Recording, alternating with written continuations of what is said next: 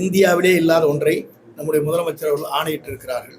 தமிழக முதல்வர், தமிழக வெற்றிக் கழகத்துடைய தலைவர், நல்லாட்சி தமிழகத்தை நடத்தி கொண்டிருக்கிற மாண்புமிகு வெற்றி தளபதி அவர்கள் நாள்தோறும் பல்வேறு பணிகளை நிறைவேற்றி வருகிறார். குறிப்பாக ஒவ்வொரு துறைகளிலும் என்ன நடைபெற்றுக் கொண்டிருக்கிறது என்பதை ஆய்வு செய்து அதற்கான நடவடிக்கை மேற்கொண்டு வருகிறார். குறிப்பாக இந்தியாவிலே முதல் முறையாக 5 ஆண்டு திட்டம் என்ற முறையில் முதல் அமைச்சரவை கூட்டத்திலேயே என்னென்ன திட்டங்களை நாம் 5 ஆண்டுகள் வகுக்க வேண்டும் என்பதை திட்ட வடிவமாக துறையின் வாரியாக இதுதான் முதல் முறையாக கொடுக்கப்பட்டிருக்கிற ஒன்றாக இது அன்றைக்கு அந்த நிகழ்ச்சி நடைபெற்றது. அதற்கு பிறகு ஒவ்வொரு துறையின் சார்பாக ஆய்வுக் கூட்டங்கள் நடைபெற்றுக் கொண்டிருக்கிறது. குறிப்பாக அவருடைய காலம் தமிழ்நாட்டுடைய பொற்காலம் என்றே சொல்லலாம். மக்கள் எல்லோரும் மகிழ்ச்சியாக இருக்கிறார்கள். நல்லாட்சி தமிழகத்திலே மலர்ந்திருக்கிறது. அதற்கு அனைவரும் ஒருங்கிணைந்து ஒத்துழைப்பை நல்கலாம் என்று நல்ல மனம் படைத்த அத்தனை பேரும் அதற்காக முன்னின்று அந்த பணிகளை ஆற்றி வருகிறார்.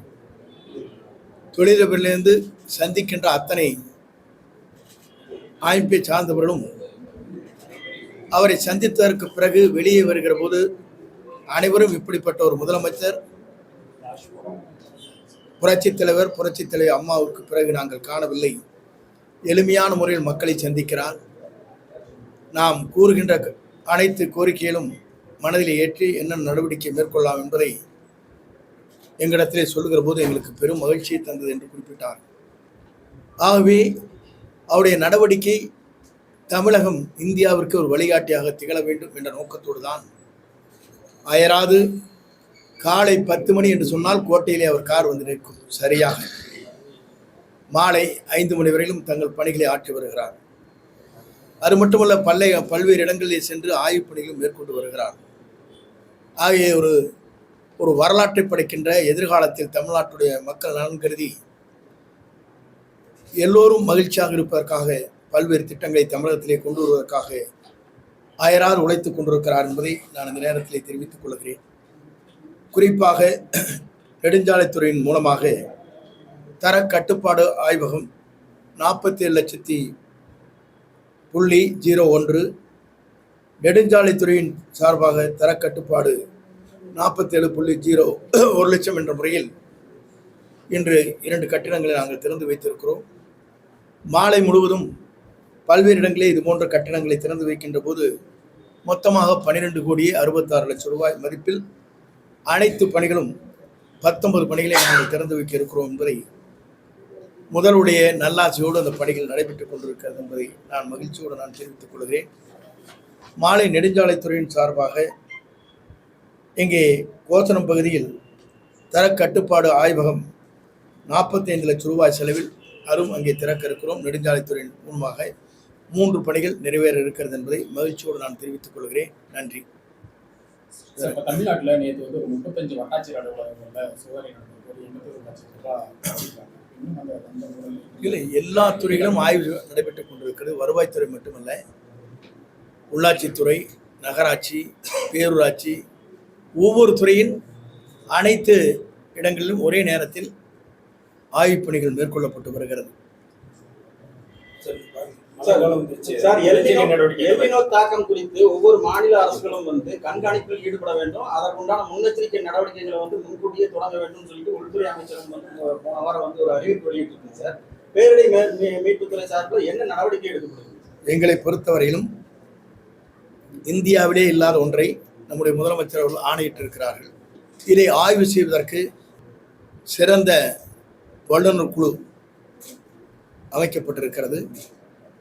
அந்த குழு வருகின்ற போது முன்னெச்சரிக்கை என்ன நடவடிக்கை மேற்கொள்ள வேண்டும், எப்போது அந்த புயல்கள் தாக்குதல் ஏற்படும் என்பதை ஆய்வு செய்து இந்த துறைக்கு வழங்க இருக்கிறார்கள். இது முதல் முறையாக தமிழ்நாட்டிலே மட்டும்தான் இந்த குழு அமைப்பதற்கு முதலமைச்சர் அவர்கள் ஆணையிட்டு அந்த குழு அமைக்கப்பட்டிருக்கிறது.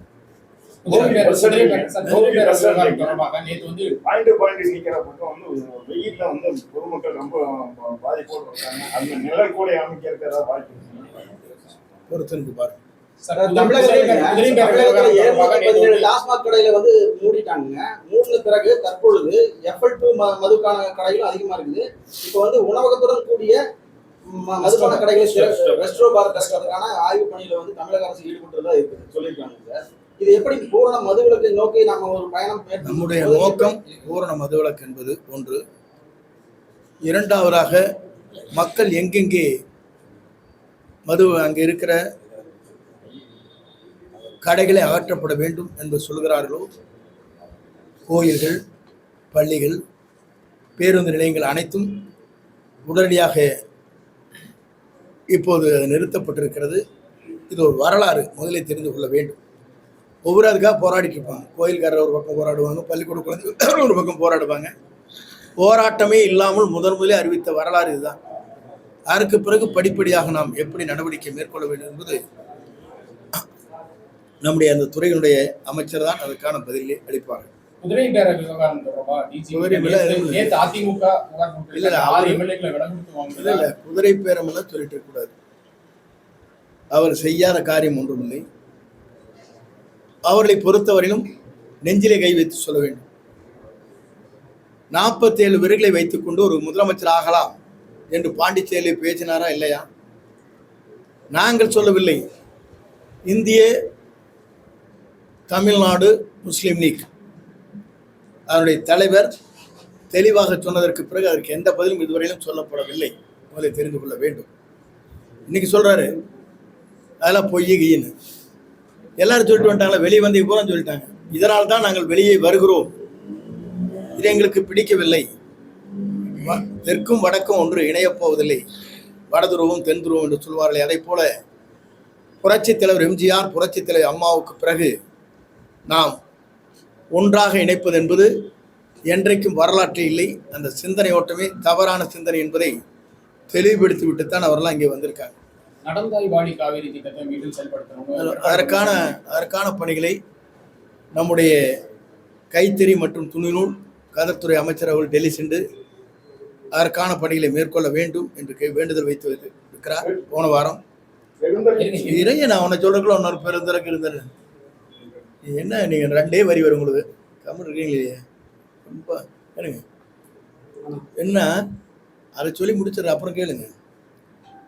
அதற்காக போன வாரம் 2 நாட்கள் டெல்லி சென்று அந்த பணிகளை சிறப்பான மொழி ஆற்றி வந்திருக்கிறார். சொல்லுங்க. நீங்க சட்டமன்ற தொகுதியில 2 அமைச்சர் மனு நீங்க முகாம் பண்ணீங்க. எவ்வளவு மனுக்கள் பெறப்பட்டது, எவ்வளவு தீர்வுகள்?